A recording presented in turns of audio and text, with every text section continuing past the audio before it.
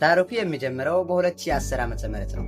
ኢትዮጵያ በትልቅ የፖለቲካ ውጥረትና ማዕበል ውስጥ በነበረችበት በዚያ ታሪካዊ ዘመን መጋቢት 24 ቀን 2010 ዓ.ም አንድ አዲስ ወጣት መሪ ወደ ስልጣን መጣ። እርሳቸውም ዶክተር አብይ አህመድ ነበሩ።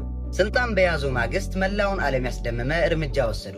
ለ20 ዓመታት በጠላትነት ተለያይተው የነበሩትን የኢትዮጵያ እና የኤርትራ ህዝቦችን በሰላም አገናኙ። ይህ የሰላም ጥረታቸው ትልቅ ዋጋ አግኝቶ በ2012 ዓ.ም የዓለማችንን ትልቁን የክብር ሽልማት የኖቤል የሰላም ሽልማትን ለሀገራቸው አስገኙ። ታሪኩ ግን በዚህ አላበቃም። ለዘመናት የኢትዮጵያን የቁጭት አጀንዳ የነበረው ታላቁ የህዳሴ ግድብ ግንባታ የመጀመሪያ የሁለተኛ እና ተከታታይ የውሃ ሙሌቶችን በስኬት የተከናወኑት በእሳቸው የስልጣን ዘመን ውስጥ ነው። ከዚህም ጋር የአረንጓዴ አሻራ በመቅረጽ በቢሊዮን የሚቆጠሩ ችግኞችን በሀገሪቱ ተተከሉ።